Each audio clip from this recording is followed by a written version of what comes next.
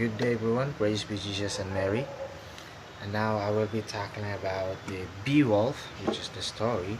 And this story, I'll be tackling the summary, the theme, the character, and also the moral lessons of the story itself. So let us proceed. The type of work is a poem, and the genre is alliterative verse, which is specifically elegy. Right? Okay. Now, the date of first publication of the Beowulf is around 1000 AD, and the narrator, a Christian telling a story of a pagan times. Now, the language that was used in the Beowulf was an Anglo-Saxon, and the time and place written estimates on the date of composition range between 700 and 1000 AD, written in England. And the point of view of the story itself is a third person. The tone of this is the poet is generally enthusiastic about Beowulf's feats, but he often surrounds the events that he narrates with a sense of a doom. The setting or time. The main action of the story is set around 500 AD, and the narrative also recounts historical events that happened much earlier. The setting, which is specifically the place, so Denmark and Gitland, a region in what is now southern Sweden, and the protagonist is no other than Beowulf. Now let us proceed to the literary devices. Right. The Anglo-Saxon scopes relied on certain poetic devices to aid their memory and give the poem structure and impact. Three of these devices can be found in Beowulf. First, the alliteration. Second, the cannings. And third, the kesora. Okay, sorry for that. The first, alliteration, specifically in this line. Hrothgar's men live happy in his hall. Another, miserable mighty man tormented. Now, let us proceed to the canon. The canon of compound words, preposition phrases, and possessive. The compound words are Helford forge, banquet rich, ring giver, maid cup, she wolf, and the prepositional phrase, shelter of warriors, shapes of darkness, shepherd of evil, tormentor of their days, journey into darkness. And the possessive, ocean's furrows, God's right, beckon, heaven's high arc, Gid's brave prince, Hall's captive. Now let us proceed to the meaning of the canon itself. A canon enhances the literal meaning of the words. A canon gives the listener an idea of how the words connect to an idea or concept that is richer and more emotionally complex. Now the Kesara. In Old English poetry, it is usually comes near in the middle of the line with two stressed syllables before of the and the two are after, often allowing the little or more run-on of the meaning from the first half line to the second. Like for instance, a prince of the Geats had killed Grendel. Now let's proceed. The characters. The characters are Beowulf. First, Beowulf. He's a great, great, great British hero, strongest and ablest warrior, wise and effective ruler, perfect hero. Next is King Hrothgar, static character, father figure, wise and aged ruler, and king of Danes. Next, the Grendel. He's demon, ruthless and miserable, and resentment and and lastly the dragon, the god of the treasure, ancient and powerful. Grendel's mother, unnamed swamp hag, the vengeance. And Danes. Shildshifson, the legendary Danish king, mythical founder who inaugurated a long line of Danish rulers, embodies the Danish tribe's highest values of the heroism of the leadership. The second, the Beowulf, is the second king, son of Shildshifson, the father of Halfdane, a, a gift of God to a people in need of a leader. Halfdane, the father of Hrothgar, Holga, and a named daughter who married a king of Sweden, a successor of Beowulf, and Hrothgar, Hrothgar's wife, a gracious queen of Danes. Next, Unferth, jealous of Beowulf and willing to fight Grendel. The Hithred, Hrothgar's older son, stands on Hithred and Danish throne, but Hithred's older cousin Natraf will prevent him from doing so. Beowulf offers to support the younger's prospect in becoming a king by hosting him in great land and giving him guidance. The second, Hrothmond, second son of Hrothgar, and then Hothroth, the Hrothgar's nephew. Hothroth betrays and serves his cousin, the right heir to the Danish throne.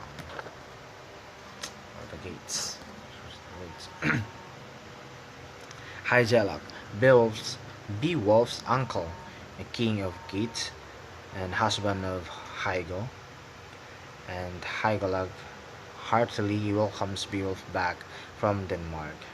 And Hygelac's wife, the young, beautiful, and intelligent queen of the Geats. Hygel is contrasted with Queen Modred.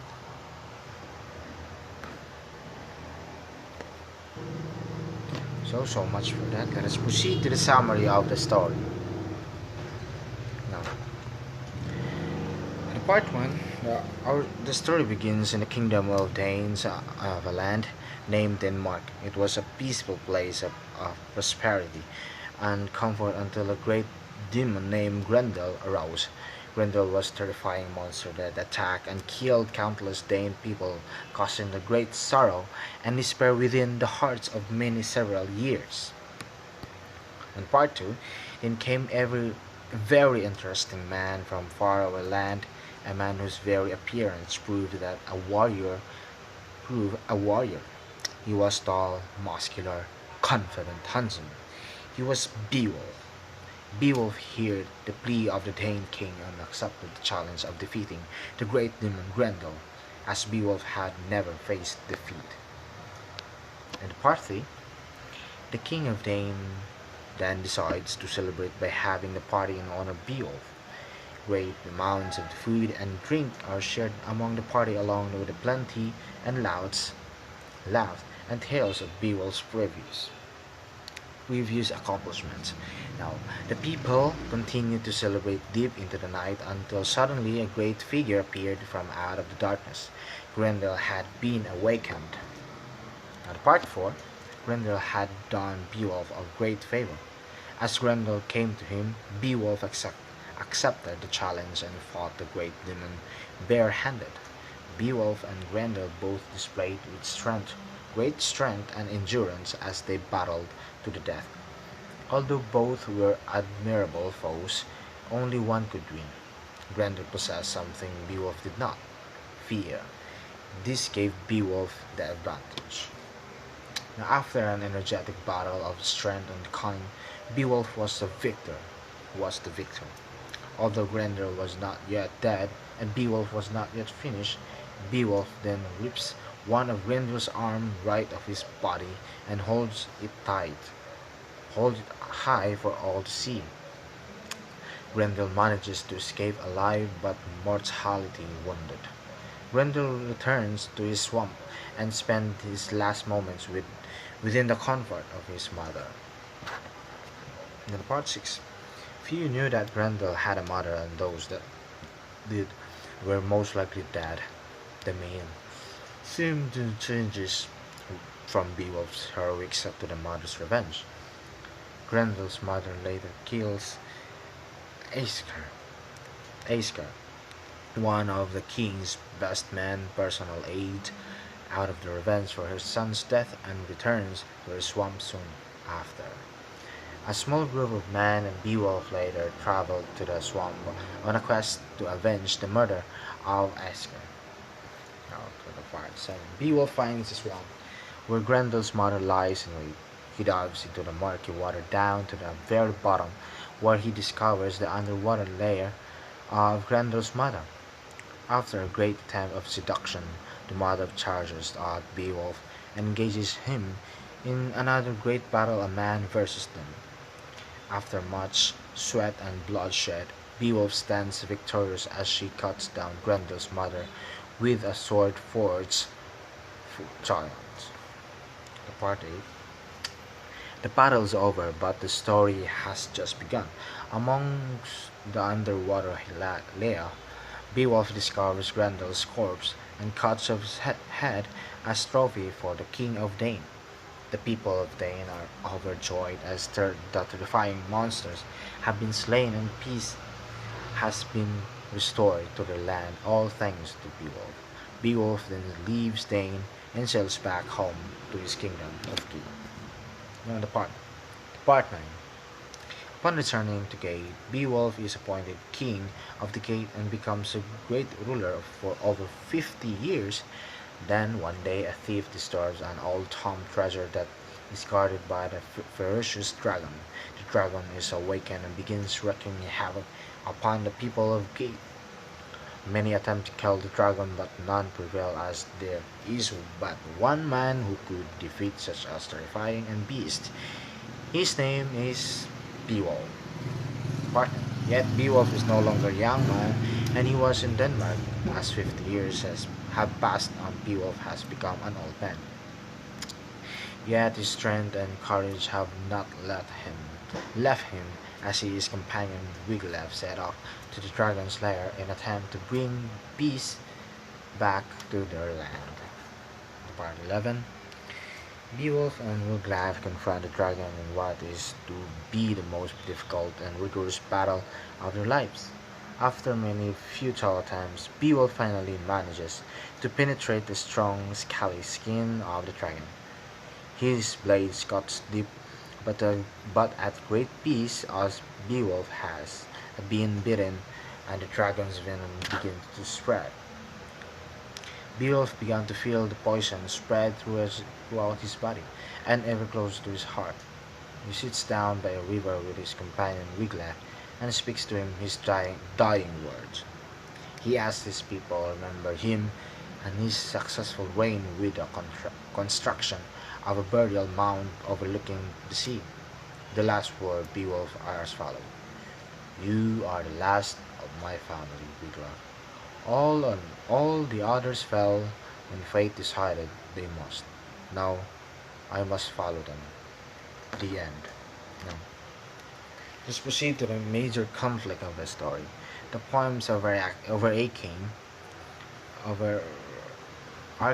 conflict is between close-knit warrior societies and the various menaces that threaten their boundaries. The themes are the importance of the establishing identity, tensions between the heroic code and the other value systems, and the difference between a good warrior and a good thing.